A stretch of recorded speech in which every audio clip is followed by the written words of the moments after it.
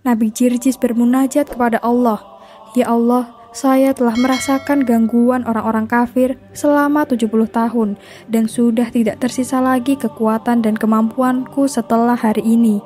Ya Allah, maka berikanlah kepadaku rizki mati syahid dan azablah mereka."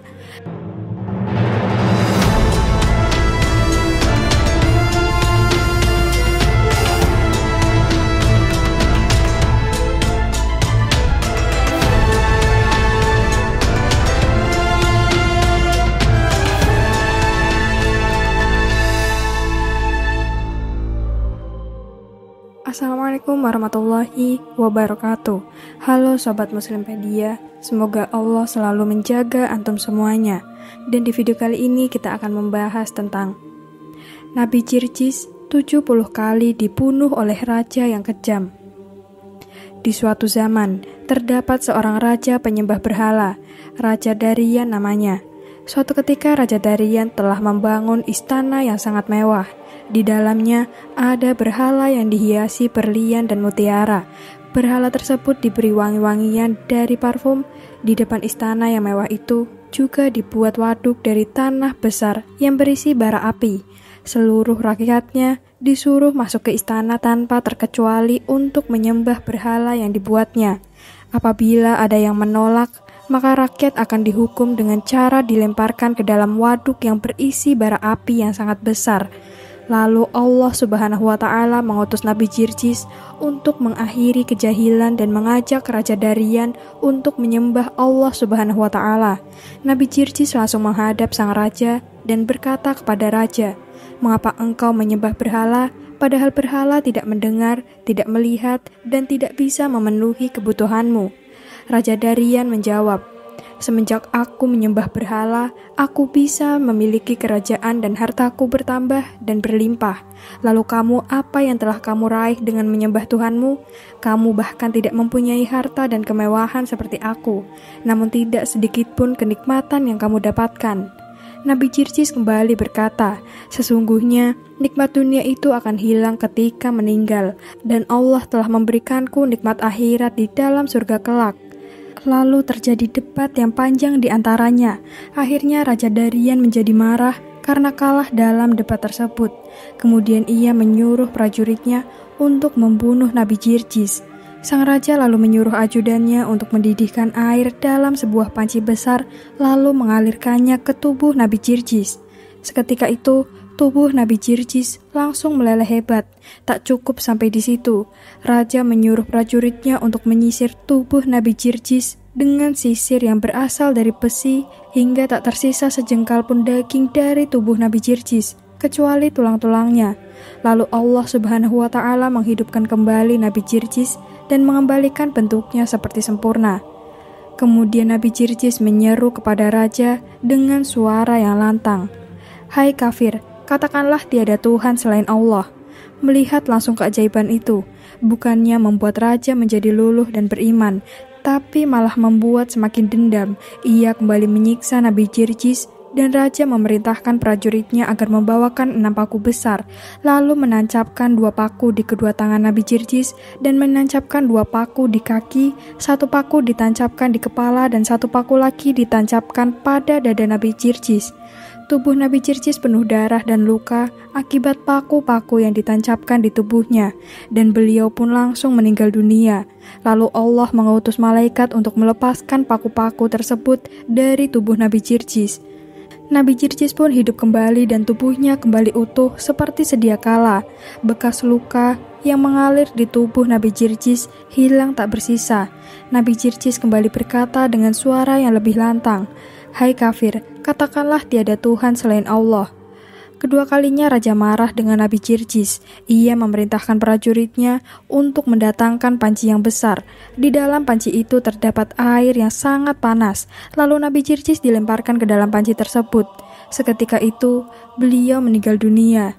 Kesekian kalinya, dengan kuasa Allah Subhanahu wa Ta'ala, Nabi Jirjis hidup kembali dan keluar dari kuali tersebut.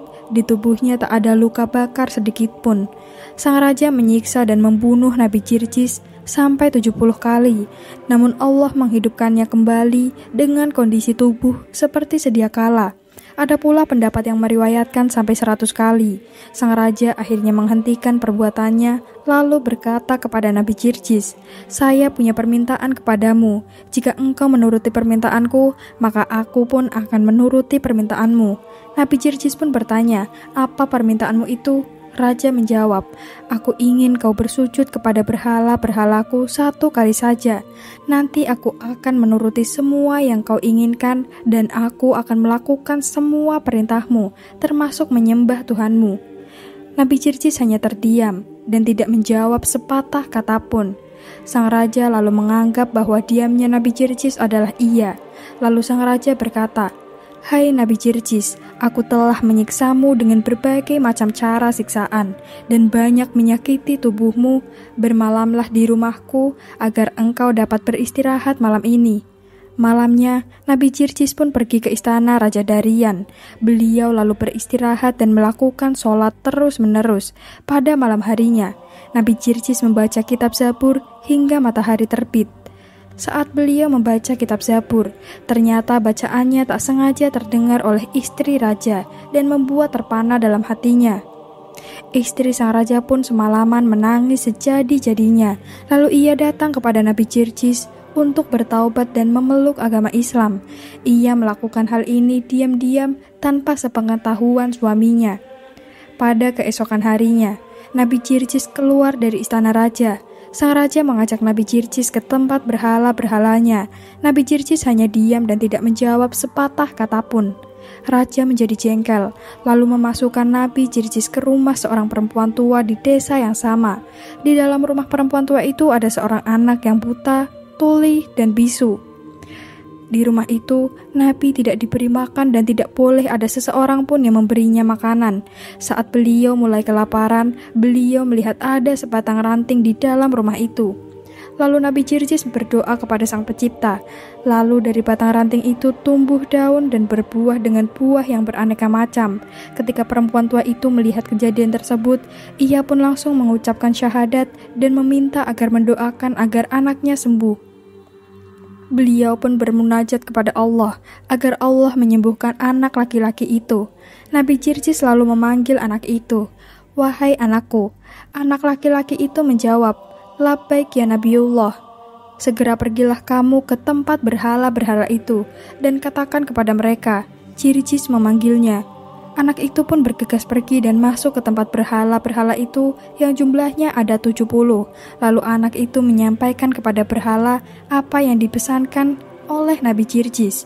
Dengan mukjizat Allah Subhanahu wa Ta'ala, berhala-berhala tersebut berjalan menuju kepada Nabi Jirjis. Berhala-berhala itu berjalan menggunakan kepalanya di bawah. Tak sengaja istri raja melihat berhala-berhala itu berjalan. Lalu ia mengikuti arah tujuan berhala-berhala itu. Sesampainya di depan Nabi Jirjis, lalu beliau melihat istri raja berada di belakang berhala-berhala tersebut. Kemudian Nabi Jirjis menunjuk ke arah bumi dan menghentakkan kakinya. Seketika itu juga bumi terbelah. Berhala-berhala yang ada di hadapannya jatuh tenggelam ke dalam perut bumi. Ketika istri raja melihat mujizat Nabi Jirjis, maka ia pun langsung pergi ke istana dan berseru kepada rakyatnya, "Wahai penduduk negeriku, kasihanilah kepada diri kalian dan ikutilah ajaran Nabi Jirjis." Sang raja terkejut mendengar ucapan istrinya. Lalu raja berkata, "Sungguh, aku sudah melihat sekian banyak mujizat, tapi aku tidak akan mempercayainya. Engkau hanya melihat satu saja sudah langsung percaya kepadanya." Sang istri menjawab, "Itu karena kamu adalah orang yang celaka, sedangkan aku adalah orang yang beruntung." Kemudian sang raja pun memerintahkan prajuritnya untuk membunuh istrinya. Di sisi yang lain, Nabi Jirjis bermunajat kepada Allah, "Ya Allah, saya telah merasakan gangguan orang-orang kafir selama 70 tahun dan sudah tidak tersisa lagi kekuatan dan kemampuanku setelah hari ini. Ya Allah, maka berikanlah kepadaku rizki mati syahid dan azablah mereka." Tidak lama kemudian, datanglah beberapa prajurit istana kepada Nabi Jirjis. Lalu mereka menusukkan pedangnya ke tubuh Nabi Jirjis. Nabi Jirjis pun meninggal dalam keadaan syahid. Setelah Nabi Jirjis terbunuh, terlihat api besar yang berkobar-kobar turun dari langit. Api tersebut lalu membakar istana sang raja hingga tak tersisa sedikit pun. Raja pun dan para pengikutnya mati dalam keadaan mengenaskan. Gambar yang ditampilkan hanya ilustrasi, dan kami memohon maaf jika ada kesalahan dalam penulisan maupun penyebutan. Semoga konten ini bisa menghibur dan bisa memberikan inspirasi, edukasi, dan kebaikan dalam kehidupan sehari-hari. Wassalamualaikum warahmatullahi wabarakatuh.